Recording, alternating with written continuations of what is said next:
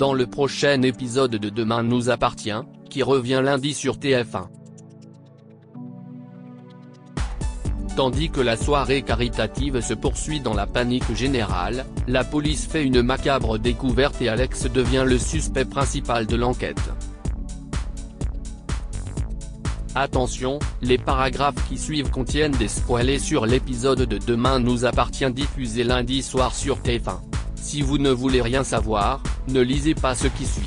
Lundi 19 décembre dans Demain nous appartient.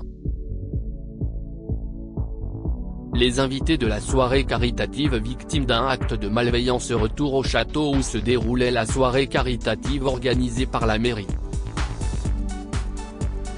Une heure environ après le drame, William a fait une chute impressionnante, et tous les invités se sont évanouis les uns après les autres. Les convives commencent à reprendre connaissance.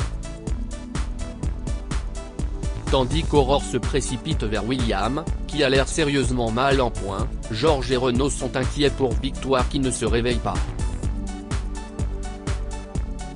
Son pouls est faible et le docteur Dumas craint qu'il y ait des complications à cause de sa greffe. Il faut qu'elle soit évacuée au plus vite. Heureusement, Sébastien Perrault et Raphaël, qui se trouvaient à l'extérieur du château au moment du drame, ont prévenu la police et les secours qui ne tardent pas à arriver sur place. Martin et Lisa interrogent Adam, qui est le premier à avoir donné l'alerte. L'adolescent leur explique qu'il a été agressé par un individu près du local technique. Adam l'avait surpris en train de bricoler quelque chose.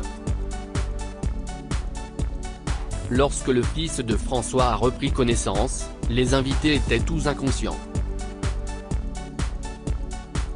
Marianne, qui a ausculté William, pense que son collègue souffre d'un traumatisme crânien et d'un traumatisme au cervical.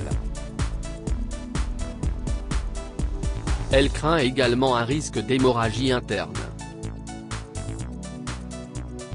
William est donc emmené d'urgence à Saint-Clair, tout comme Victoire qui a retrouvé ses esprits mais se sent oppressée.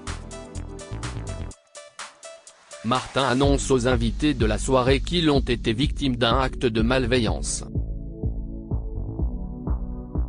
Dans le cadre de l'enquête, ils vont tous devoir être interrogés et le commandant Constant leur apprend qu'ils n'ont donc pas le droit de quitter la pièce pour le moment. Seuls les blessés et leurs proches sont autorisés à partir. Aurore et Manon s'empressent de monter dans l'ambulance avec William, tandis que Marianne et Renaud ont l'autorisation de partir pour se rendre utiles à l'hôpital. Karim, qui jure être en capacité de travailler, se joint à l'enquête. CIST alors que Damien fait une découverte, il a retrouvé dans la gaine de climatisation du local technique une bonbonne d'anesthésiant très puissant. L'agresseur d'Adam cherchait donc bel et bien à endormir tous les invités. Mais pour quelle raison puisqu'il n'y a eu aucun vol? Le frère de Karim est retrouvé mort. Martin demande à son équipe de vérifier la liste des invités et du personnel afin de voir qui manque à l'appel. Il charge ensuite Sarah de commencer à relever les empreintes de tout le monde et demande à Nordine de récupérer les images de la soirée sur les téléphones des invités. Mais CIST alors que Lisa lui apporte une mauvaise nouvelle, une personne extérieure à la soirée était bien présente dans le château. Elle emmène Martin dans le salon de musique, le corps sans vie de Malik Ben Halal, le frère de Karim, gît sur le sol. Lisa a retrouvé un masque de chantier près du corps et la montre de Malik s'est arrêtée à 22h32, sans doute l'heure de sa mort. CIST donc lui qui a trafiqué la climatisation pour endormir les invités, cela ne fait aucun doute. Karim entre dans la pièce et hurle en voyant son frère au sol, mort. Il veut voir son corps mais Martin l'emmène hors de la pièce.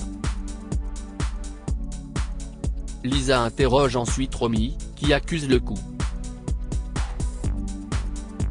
Même si les choses étaient compliquées entre Malik et elle dernièrement, c'était le père de son fils, elle l'aimait. Elle jure qu'elle n'a pas croisé Malik durant la soirée et qu'elle écoutait le discours du maire dans la salle de réception au moment de la mort de son mari. Chloé et Renaud peuvent en attester. Lisa s'étonne également de ne pas voir Ryan puisqu'il figurait sur la liste des convives. Romy lui explique qu'il s'ennuyait et qu'il est parti vers 22h. Elle est certaine que si son fils avait su que Malik était là, il l'aurait prévenu. Selon les premières constatations de Damien, Malik est mort des suites d'un traumatisme crânien dû à un coup porté à l'arrière du crâne avec un objet contondant. Et comme par hasard, il manque un objet sur la cheminée que la police n'a pas retrouvé. Damien explique à Martin que Malik a également une blessure au visage qui est sans doute le résultat d'un coup donné par quelqu'un qui portait une bague. Martin a du mal à l'admettre mais, pour le moment, Karim et Romy sont les principaux suspects. Il interroge Karim qui assure qu'il pensait que son frère avait quitté la ville. Il ajoute qu'il écoutait lui aussi le discours du maire au moment de la mort de Malik. Sarah interrompt leur conversation et annonce à son supérieur qu'elle a du nouveau. En fouillant le téléphone de la victime, elle a trouvé des échanges de SMS entre Malik et son fils Ryan qui datent de la veille au matin. L'ado a essayé de provoquer son père en lui parlant de la soirée. Sarah apprend à Martin que Malik avait réservé un vol privé à destination du Monténégro pour Romy et lui qui devait décoller à 23h50.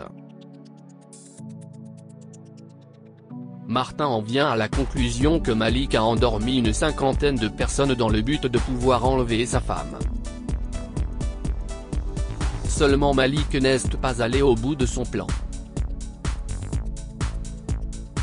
Damien a retrouvé une autre bonbonne qui n'a pas été utilisée et était certainement destinée à l'autre conduit de climatisation, qui dessert les petites salles du château.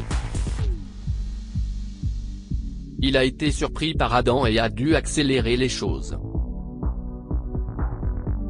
Pour Martin, tous ceux qui se trouvaient dans la salle de réception à 22h30 sont hors de cause.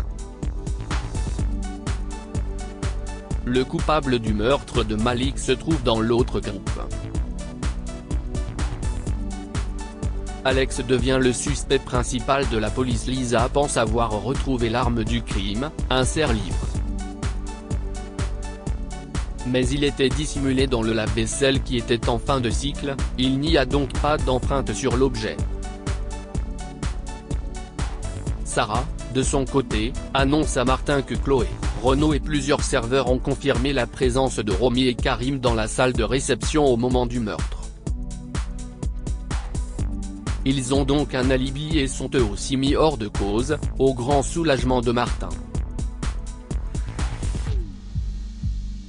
Martin discute avec Nordine et lui apprend que William est au bloc opératoire. Quant à Victoire, elle va bien, elle va pouvoir quitter l'hôpital. Charlie et Alex commencent à perdre patience et aimeraient pouvoir rentrer chez eux. Ils s'en prennent à Nordine. Ce dernier leur explique qu'ils sont désormais confrontés à une enquête pour meurtre et qu'il reste à la police quelques vérifications à faire.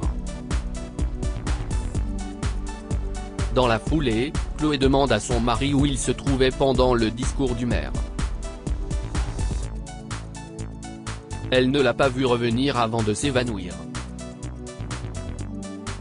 Alex prétend qu'il se trouvait aux toilettes et qu'il s'est écroulé à son tour quand il est revenu, alors que tous les autres convives étaient déjà évanouis. Il n'apprécie pas tellement que son épouse le suspecte et lance ensuite un regard étrange à Sylvain. Nordine comprend alors que les deux hommes cachent quelque chose et part prévenir Martin. En interrogeant Alex, Lisa remarque une trace de craie bleue sur sa veste. Il finit par avouer qu'il est passé dans la salle de billard un peu avant l'arrivée du gâteau pour faire une partie avec Sylvain. Il prétend que cela lui était sorti de la tête.